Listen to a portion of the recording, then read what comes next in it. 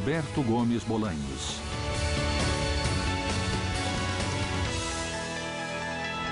Biografia.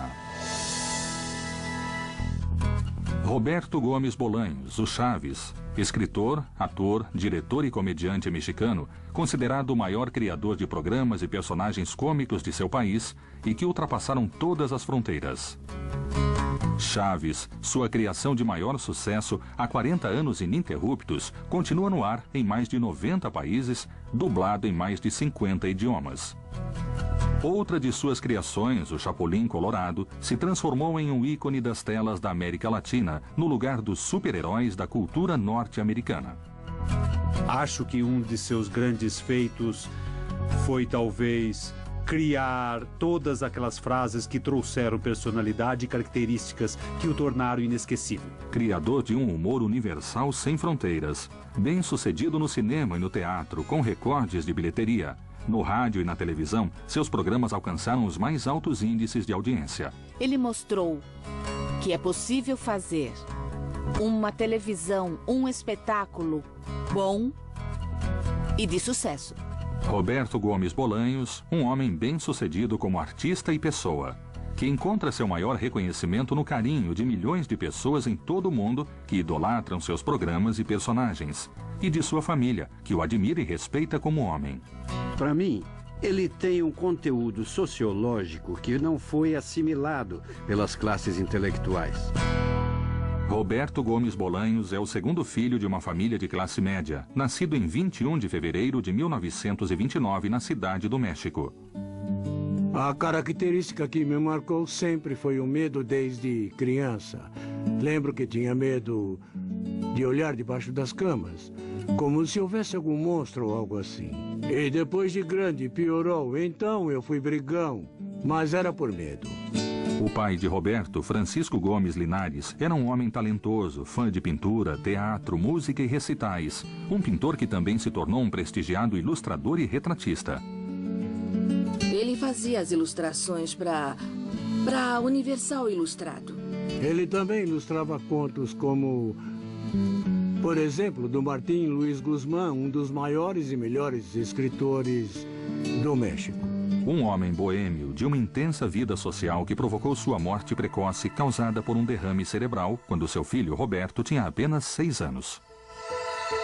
Ele bebia e vivia rodeado de mulheres bonitas, abusava do absinto e também de algumas outras bebidas fortes. Quando ficou sabendo que o pai dele tinha morrido, ele disse que ficou numa janela porque não acreditava que o pai não voltaria mais. E não voltou, mas eu queria que voltasse. Mas durante toda a minha vida eu sonhei que a gente se encontrava, conversava e ele dizia, agora tenho que ir. E ia. Sem deixar herança ou ao menos tranquilidade, Francisco Gomes partiu deixando dívidas e surpresas para a família. Quando minha mãe se casou, foi como se fosse nos filmes. Se há alguém que se opõe a esse casamento, que fale agora ou cale-se para sempre. Aí uma mulher falou, eu me oponho. Foi uma confusão na igreja. Por quê?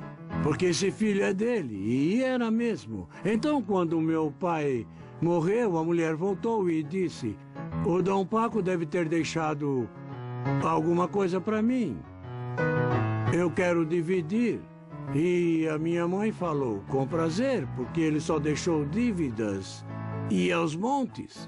Em decorrência da morte do marido, a mãe de Roberto se dedicou à árdua tarefa de criar seus 3 filhos sozinha, realizando todo tipo de trabalho com uma força notável que moldaria a visão de mundo futura de Roberto. Ela pintava, escrevia. Foi pra gente mãe, pai, irmã, avó, babá, professora, educadora, tudo. A estatura baixa e o medo recorrente que mais tarde influenciaram muitos dos personagens interpretados por Roberto fizeram com que se envolvesse em brigas desde muito novo e enfrentasse garotos bem maiores. A habilidade com os punhos o atraiu para o boxe, esporte que treinou durante anos escondido de sua mãe. Eu fiquei em segundo lugar no primeiro ano e fui campeão no segundo. E eu entrei para o Luvas de Ouro, o campeonato mais importante do boxe amador. Roberto também levava jeito para o futebol e chegou a brilhar como jogador amador. Era um tédio só, porque a única coisa era mandar a bola pro gol, jogar pro gol, jogar pro gol o tempo todo. Ele era um ótimo jogador. Acho que podia ter sido profissional se tivesse tamanho para isso. Mas ele não era muito privilegiado em sua altura e porte físico. A vantagem no futebol é dos menores. Porque com o jogo ao nível do chão, estamos mais perto. Já na adolescência, o carisma e as habilidades que tinha, além das artes como as quais já era envolvido, como a música, a pintura e a escrita, fizeram dele o líder da turma de seu bairro no México dos anos 40. Arranquei uma placa que era azul com letra branca. Pintei toda de azul e escrevi Rua Roberto Gomes. E ela ficou um tempo ali. Chegava alguém e perguntava: onde fica a Rua Nicolas San Juan? É só seguir na Roberto Gomes 3 quarteirões para frente. Por onde? Ah, mas tinha outro nome. Mas essa rua mudou o nome agora. Tem outro nome. Desde jovem era ele quem escrevia as músicas para conquistar as meninas e os esquetes dos amigos que armavam as festas. Ele era o cérebro de tudo e gostava do reconhecimento. Sua popularidade no bairro tornou famoso entre as jovens que frequentemente o assediavam. Eu o conheci em uma festa dos Aracuanes que meu primo me levou. Ele tocava maraca com eles no baile. Aí ele me falou: quer dançar comigo? Oh, eu quase desmaiei. Quem tinha me chamado para dançar foi o famoso Roberto Gomes. Também eram chamadas de Las Aracuanas as meninas que, naquela época, namoravam e saíam com a gente. E como namorada de Roberto Gomes, eu ficava muito... Eu me engrandecia muito e ele também ficava muito lisonjeado. No momento de escolher uma carreira profissional, a habilidade para desenhar e a facilidade com os números fizeram o jovem Roberto escolher a engenharia. Ele tinha um tio que queria muito que ele fosse engenheiro. E tinha um torno em casa que usava para fazer brinquedo. Então meu pai quis ser engenheiro para fazer brinquedo. Eu disse que ia ajudar, mas eu só passei alicate, porcas. É o que ela precisava. Entretanto, a falta de qualificação e o trabalho com um futuro monótono pela frente o levaram a repensar sua carreira. Certa manhã, um anúncio no jornal chamou sua atenção: de aprendizes para trabalhar no rádio e televisão. Na mesma manhã, lá se foi Roberto à agência de publicidade para se deparar com uma fila imensa, repleta de aspirantes ao posto de produtor. A menor fila era de redator publicitário. E foi esse o emprego que ele conseguiu. Aí o gerente disse: você consegue datilografar depressa? E eu... Bom, na verdade, nos últimos 2 anos não encostei numa máquina. Mas não importava, nos 2 últimos anos nem nos anos anteriores nunca tinha encostado numa máquina. O trabalho na agência fascinou o jovem Roberto. Ali ele teve uma revelação que viria à tona nos anos seguintes: o poder da linguagem publicitária e o potencial de utilização das frases curtas e repetitivas para um impacto em massa. Eu, quando comecei a trabalhar ali, eu me encantei e falei: é o que quero fazer. Foi então que quis ir além e superar tudo. Foi aí que eu aprendi a escrever de verdade. Escrevia 12 horas por dia. Ele escrevia muito. A poltrona dele ficava bem na frente de uma porta que tinha aquelas fechaduras grandes, antigas, por onde dava para espiar. Aí eu e meus irmãos brigávamos para poder espiar. Porque adorávamos vê-lo, pensar como ia escrever, fazer. Tudo era perfeitamente planejado. Nos cartazes ou vinhetas que criava, Roberto se destacava por seu senso de humor peculiar e espirituoso. Logo depois, seu chefe o indicaria para escrever seus primeiros roteiros para o rádio. Me falaram, pode escrever algo para Viruta e Capolina? Eu perguntei, quem são essas senhoras? Eu pensei que Viruta e Capolina fossem mulheres. Não, são os atores que trabalham na rádio. Então eu os conheci. E depois disso, eu comecei a escrever para todos os comediantes. Sem conhecê-los pessoalmente, o jovem Roberto Gomes escreveu seu primeiro roteiro e o impacto foi imediato. O programa de rádio tinha 15 minutos. Comecei a escrever e... antes de um mês falaram, tem que aumentar para meia hora. Aumentamos e virou a maior audiência. De olho no potencial da combinação dos textos de Roberto Gomes com o carisma da dupla cômica, a empresa patrocinadora se propôs a reproduzir a mesma ideia em um meio em expansão, o da televisão. O trampolim que impulsionaria Roberto à fama e o faria descobrir mais um de seus talentos, a atuação. Biografia.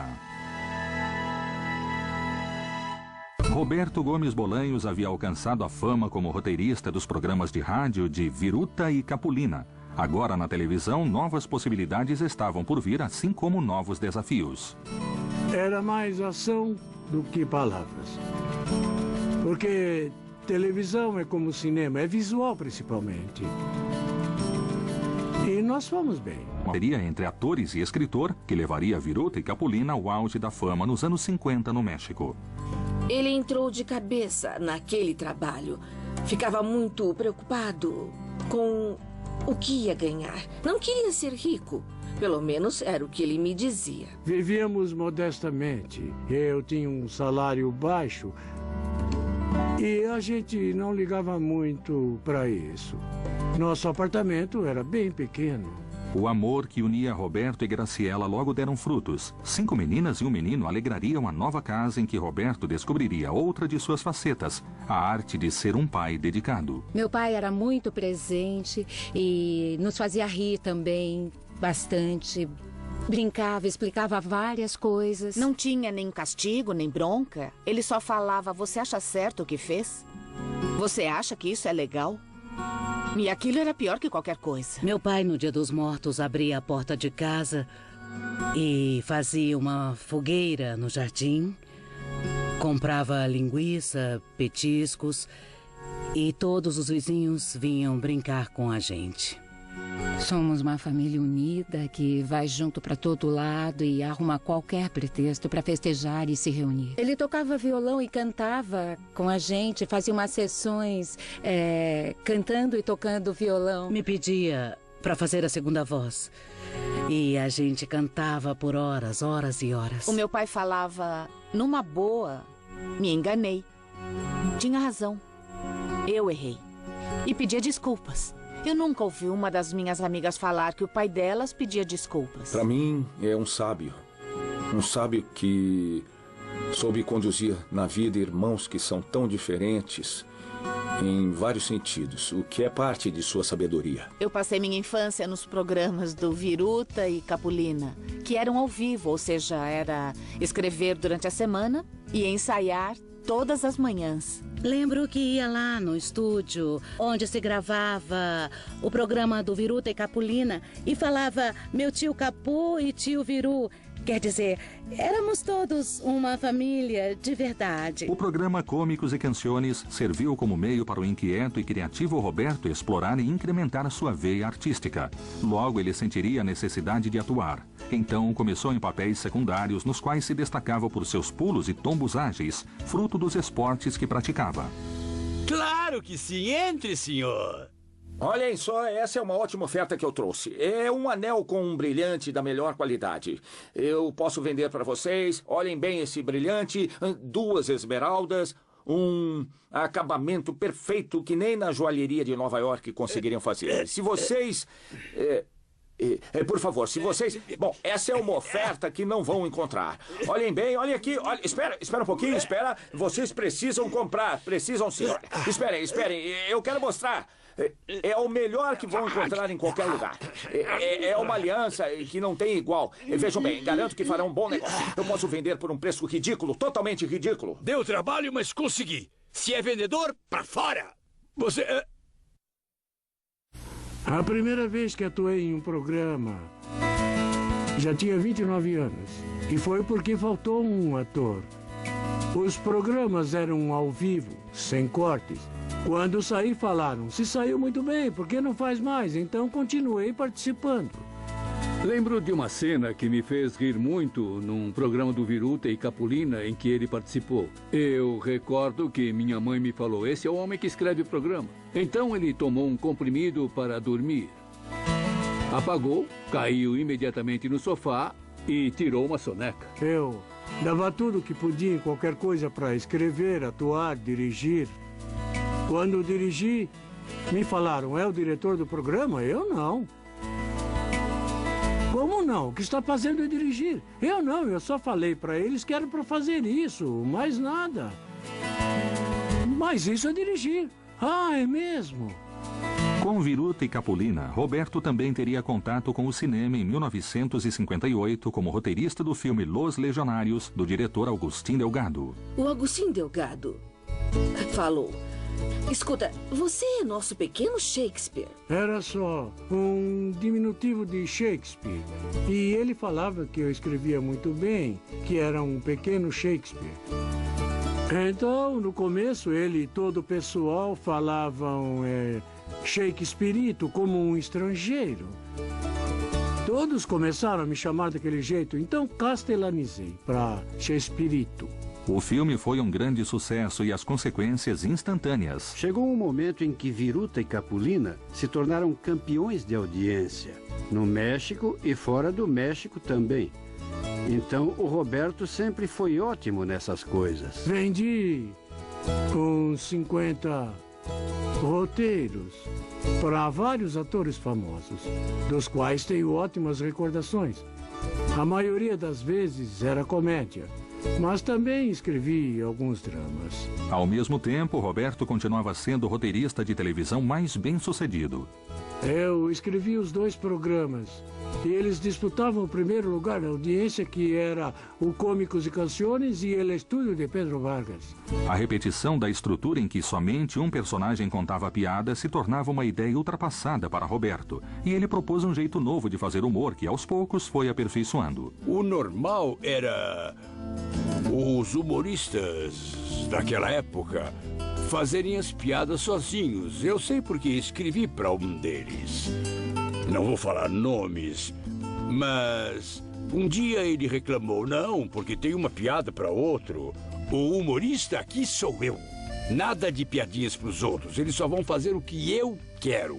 Quando Capulina começou a se incomodar com a atuação de Chespirito, Roberto aceitou se retirar da frente das câmeras com a condição de que seu crédito como roteirista ao final do programa fosse do tamanho do protagonista. A importância de Gomes Bolanhos para a fórmula do sucesso se fazia cada vez mais necessária. Eu ainda atuei com o Capulina em 2 filmes que eu escrevi. Mas ele se incomodou porque em um deles fiz uma pequena participação. E então toda a equipe me aplaudia. E aí houve uma briga e nós nos separamos. A tensão chegou ao limite até que Roberto Gomes Bolanhos deixou de escrever definitivamente para Capulina em 1968. Após 15 anos de uma parceria tão produtiva, viriam tempos de incertezas na profissão e na vida para o próspero Roberto. Até que um dado momento ele falou, chega de escrever para os outros. Então não escreva para os outros. Quero escrever para mim. Então escreva para você. Em meio a uma crise criativa e um futuro profissional incerto, Roberto recebeu uma terrível notícia. Eu a conhecia e a vi morrer. Estava com ela quando morreu. Eu estava bem ao lado dela. A mãe de Roberto, Elza, morria de um câncer de pâncreas fulminante. Minha mãe nunca viu o Chaves, nunca viu o Chapolin Colorado.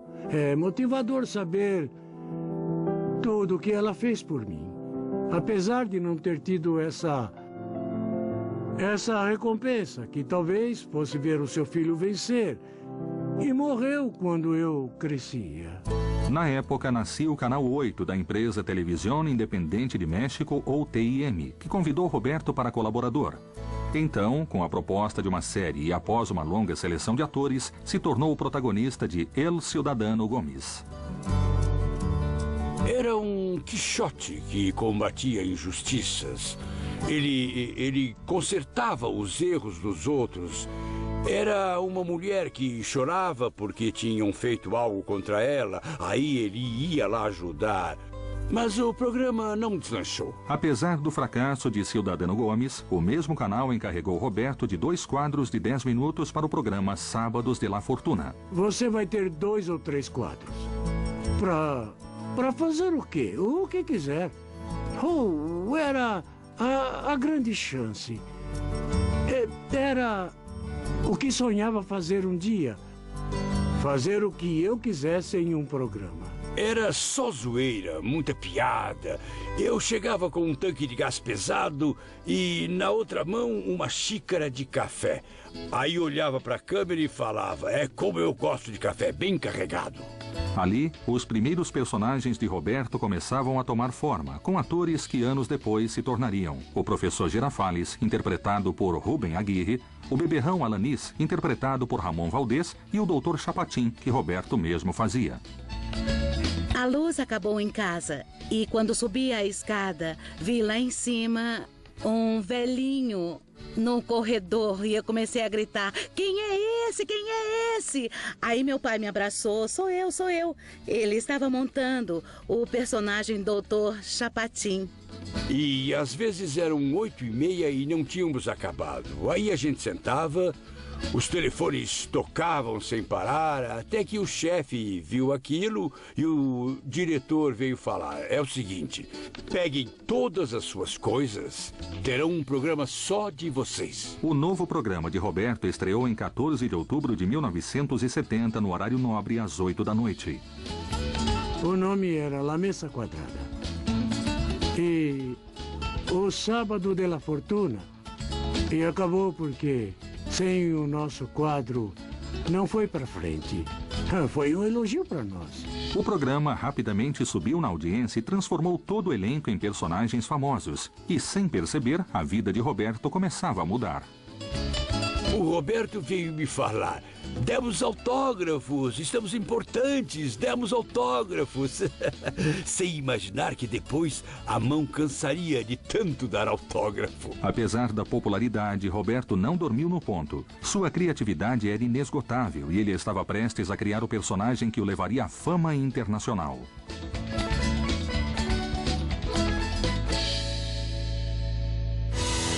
Biografia. Após o sucesso consecutivo no rádio e na televisão, Roberto tinha seu próprio programa semanal, e a necessidade de novos quadros o levaria a criar o personagem que o tornaria famoso no mundo todo.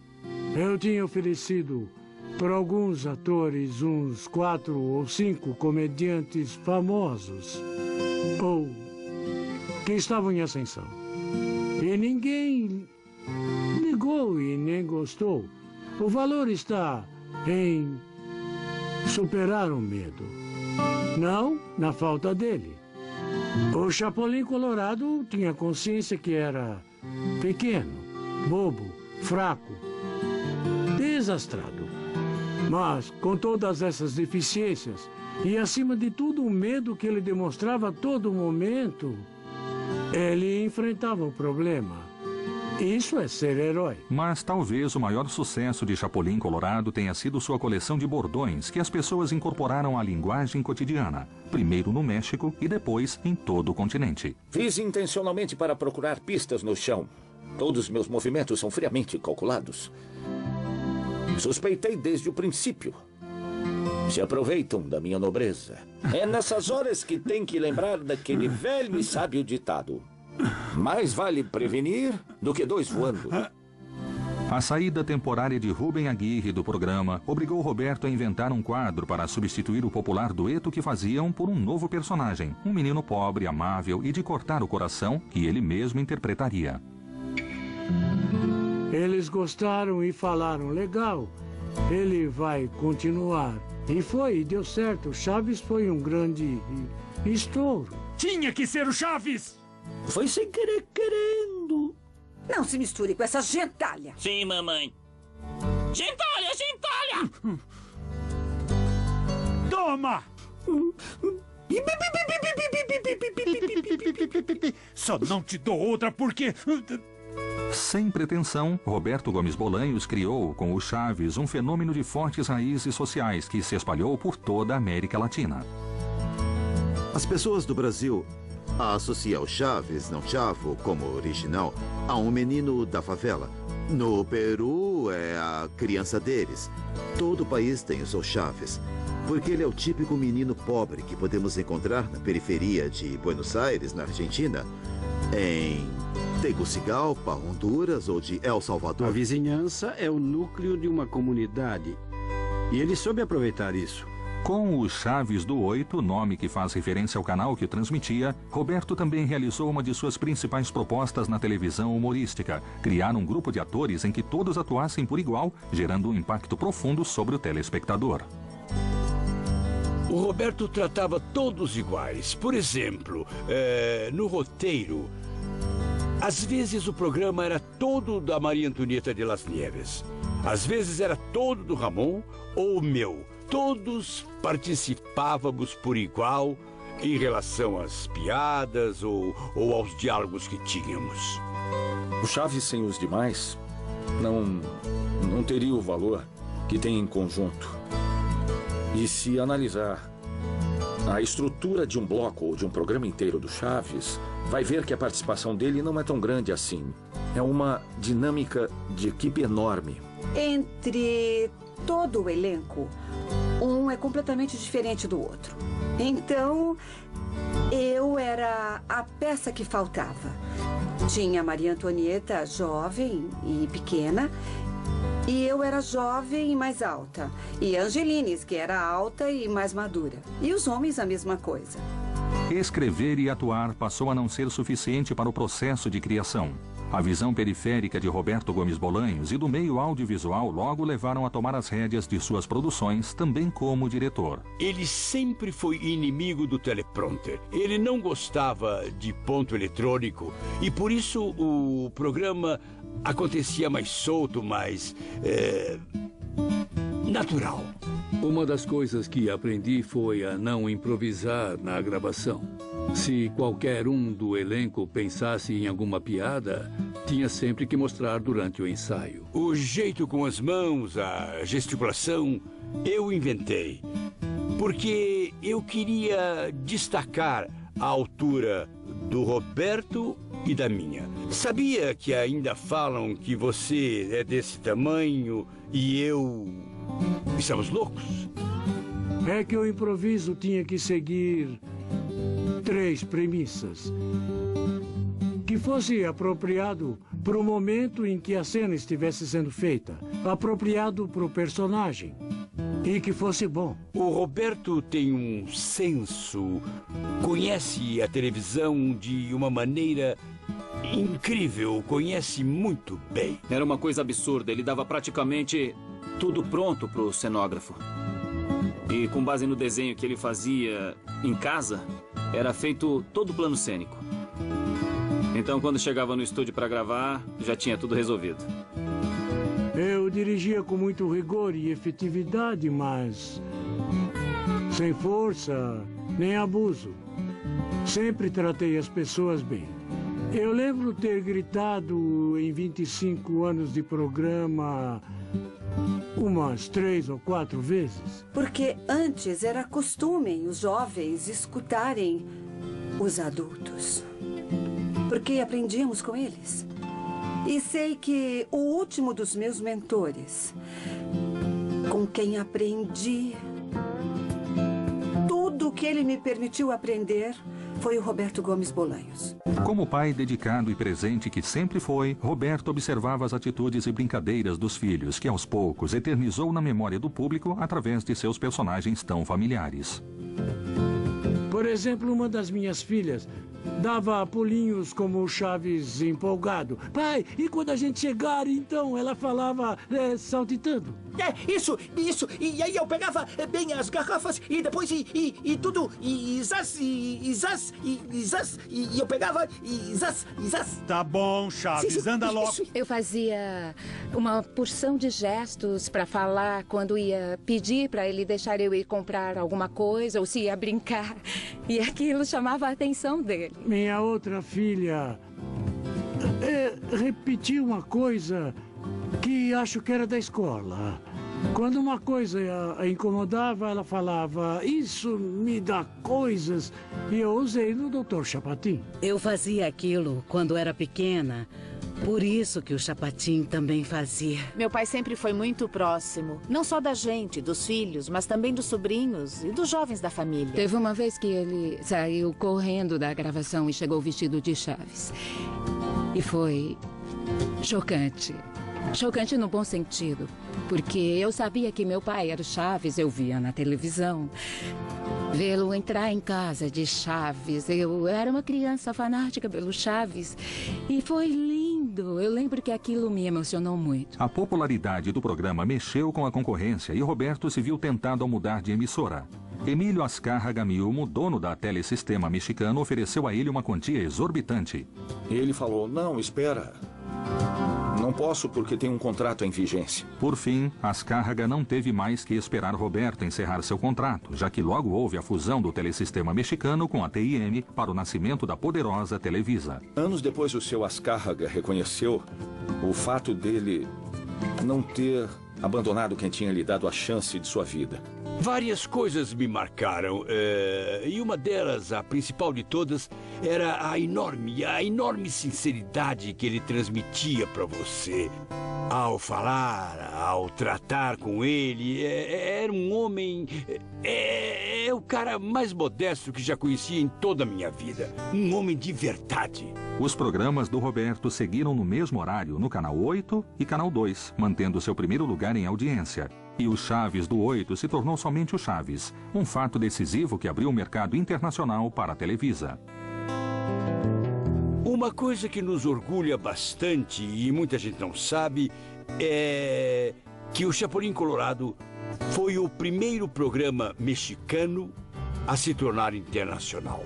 A Guatemala foi o primeiro país a comprar a série e o Equador o primeiro na América do Sul. Com exceção de Cuba, se espalhou por todos os demais países do continente, incluindo os Estados Unidos. Seus programas foram dublados em mais de 50 idiomas e sucesso em nações distantes e culturalmente diferentes, como China, Japão, Itália e Angola, entre muitas outras. O Chaves, com certeza, para mim, é o grande ícone do Roberto E eu também diria que é o nosso Mickey Mouse, sem dúvida. Por fim, alcançaria a fama. E os programas de televisão não eram suficientes. As pessoas queriam ver Roberto ao vivo. Então, começaram as turnês, primeiro pelas cidades do interior do México. Podem fazer uma apresentação em Xochimilco, aqui perto? Com o Chapulin Colorado? Sim? Nós fomos lá e quanta gente... E nós acabamos, todos vieram. E fiquei com medo. Então, saí correndo e eles me perseguiram. Eu caí e a polícia teve que me tirar de lá, porque vieram em cima de mim. Depois eu entendi que era puro carinho, mas puro carinho também pode matar. O Roberto não quis que as pessoas vissem o mesmo que na televisão. Então mudou toda a apresentação. Acho que as pessoas iam mais para nos ver como atores do que para nos ver atuar. Para mim era fácil falar e abraçar meu pai porque ele estava perto de mim. Mas eu não entendia por que as pessoas faziam aquele alvoroço para se aproximarem dele. A popularidade do programa fora de seu país o levou a turnês internacionais. Quanto mais ao sul do continente, maiores as multidões. Entretanto, conforme a fama crescia, na vida pessoal de Roberto, seu casamento ia por água abaixo. Biografia. A vida de Roberto começava a mudar. Ao passo que as viagens a trabalho longe da família se tornavam mais frequentes e longas, a difusão de seus programas o tornaria uma figura pública, chamado a todos os países da América Latina. Quando falei com um produtor chileno, Valentim Pimstein, me falaram de ir para o Chile. Devo ir?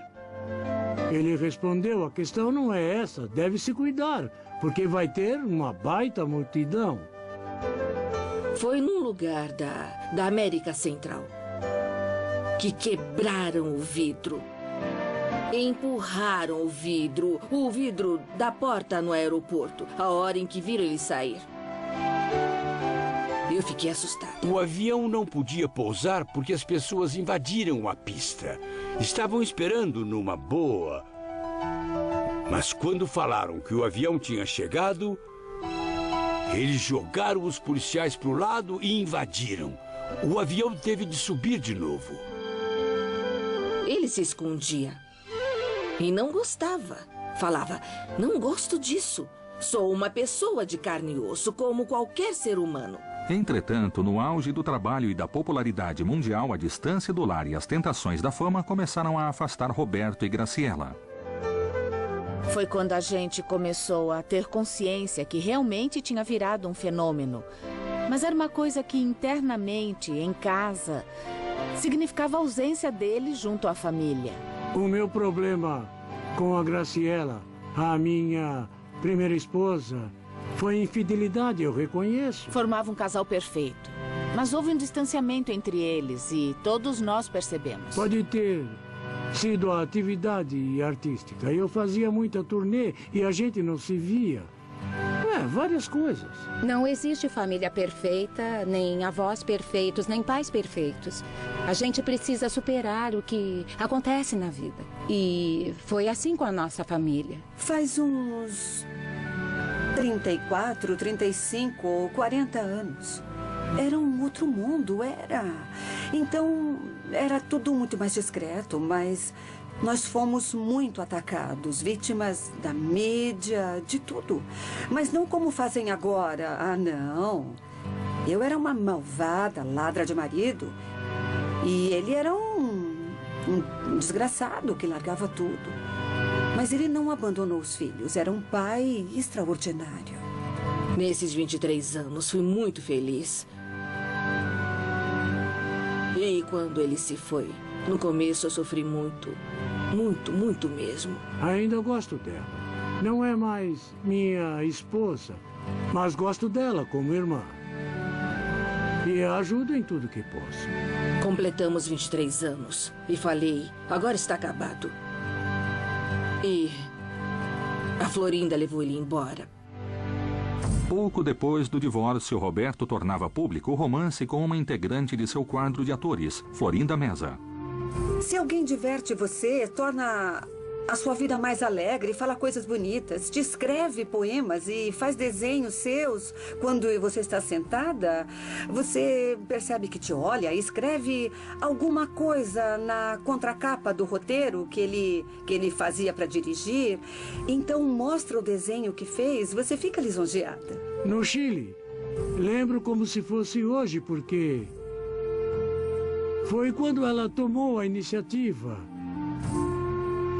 Eu sempre fui bobo para essas coisas. Ela falou, se quer beijar alguém, por que não beija agora? A mim. O relacionamento daria um novo estímulo a Roberto, que se transformaria em uma forte motivação para a criatividade.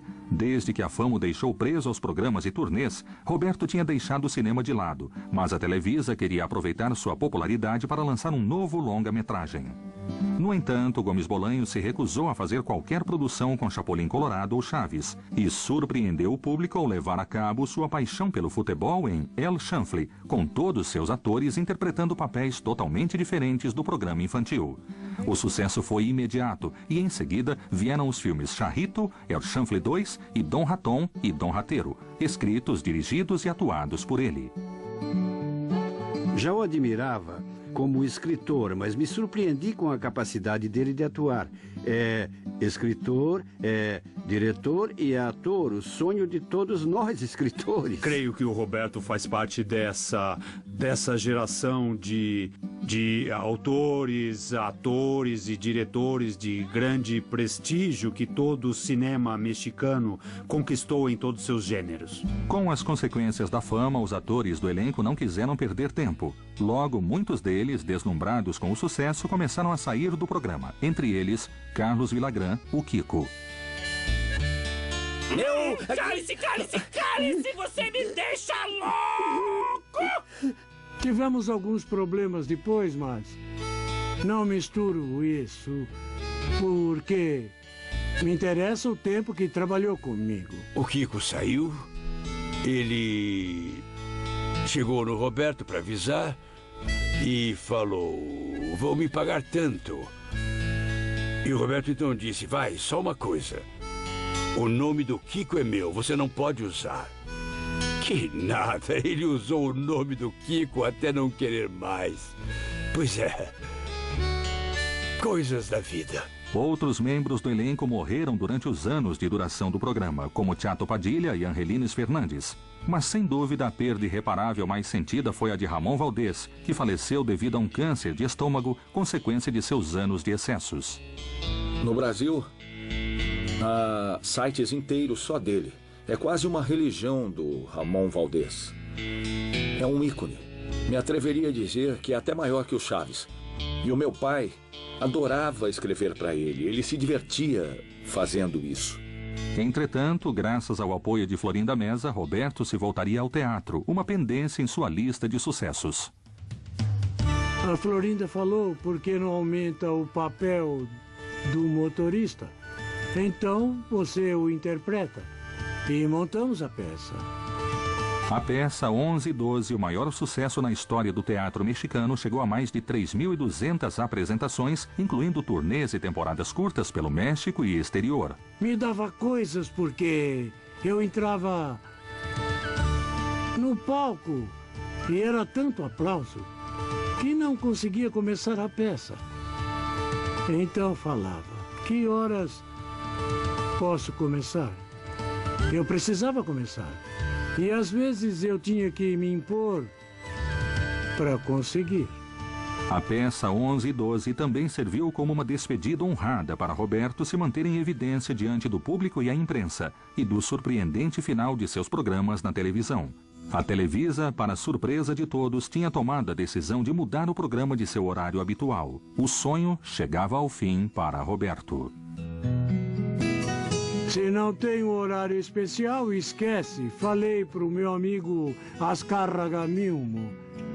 Faltavam 10 ou 12 dias para completar 25 anos.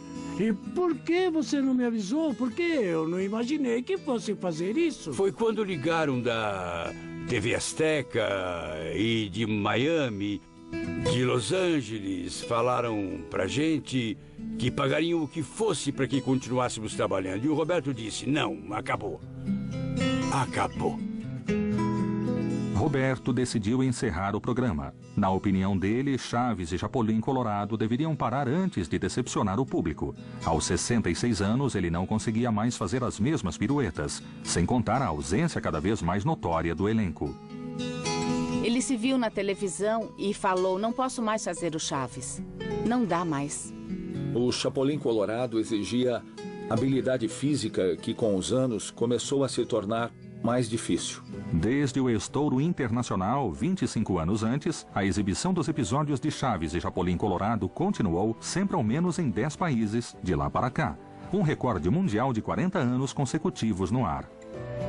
Há uma espécie de vazio entre 95 e 2000, pelo menos no México. Depois começaram a passar o programa com reexibição dos episódios e, de 2000 para cá, começamos a ver um tipo de auge no México e, novamente, na América Central e do Sul. Tem um canal no Brasil que exibiu o Chaves 5 horas por dia. Porque precisava de audiência. A coisa ficou feia, então colocaram o Chaves 5 horas por dia. E em seguida a audiência voltou. Além de gravar 3 discos com as vozes de seu elenco e músicas de sua autoria, Roberto escreveu 3 livros. O legado de Roberto é imenso. Seu acervo criativo é de um homem renascentista. E ainda assim, são as pessoas ao seu lado que mais colhem seus frutos. Roberto é meu mestre, meu mentor, meu amigo. Tenho um carinho especial por ele, por tudo aquilo que ele fez por mim, como compartilhar comigo não somente as coisas que sabe, são muitas, como também sua família e o prazer de ter trabalhado com ele durante todo esse tempo. Um criador incansável que aproveitou os últimos momentos do rádio, o nascimento da televisão e o auge do cinema mexicano para fazer uma comédia universal, um humor livre e para todas as idades. Nossos intelectuais que não querem ter nada a ver ou não quiseram se envolver nessa época com a televisão, que alguns chamavam de caixa de idiota, perderam a chance de ver muitos programas inteligentes como os de Roberto, bem mais profundos do que parecem. Acho que para o público em geral, ele deixa a mensagem de que é possível na vida divertir-se com coisas muito simples mesmo, que as pessoas podem estar em família de uma maneira agradável e terem uma referência que une todo um continente. Sempre foi muito claro o seu desejo. Sabia que atingia milhões de pessoas e não queria criar dano social. E isso não tem preço numa pessoa. Um pilar indiscutível da televisão mexicana, que abriu as portas do mercado internacional e formou, com seus gêneros e formatos, uma escola humorística e de obras de qualidade. Na minha carreira, queria ser como ele. Claro que não consegui, porque ele é o número 1. Além da televisão, Roberto Gomes Bolanhos deixou no cinema e no teatro mexicano recordes históricos de bilheteria, apesar de nunca haver recebido prêmios ou reconhecimento da crítica mexicana. Ele é um artista nato. Da ponta do dedão do pé ao último fio de cabelo que tem na cabeça. Sem dúvida, ele é um artista completo. Para Roberto, o único prêmio que obteve através de seus programas, obras e filmes é o carinho e reconhecimento do público. O Roberto é um verdadeiro comediante de sucesso internacional. No México, eu acho que não há outro. Eu não tenho dúvida que ele seja o personagem mais importante da história da televisão e em espanhol de todo o mundo. Eu penso que para o público ele vai deixar o grande e imenso sabor do sorriso, o quanto a vida é boa, o quanto ela é boa e bela. O bem sempre vence. Esse é o legado. O bem é aquele que vence sempre. Isso alimentará a minha mente, a minha imaginação, com lembranças lindas. E como diria o Chaves, no caso de uma inflação de felicidade. Eu que ia chegando tranquilo ao final da minha vida terrena, comecei a duvidar. Será que não há refúgio para a alma? Que morrer é deixar de existir? Será que a existência não tem a transcendência que me fizeram acreditar? Não, isso não. Por favor, eu com meu livre-arbítrio me atrevo a dizer: Deus, deve haver um erro. E me perdoe, Senhor, se com isso te incomodo. Entretanto, de algum jeito preciso falar. Não me venha falar que aqui acaba tudo.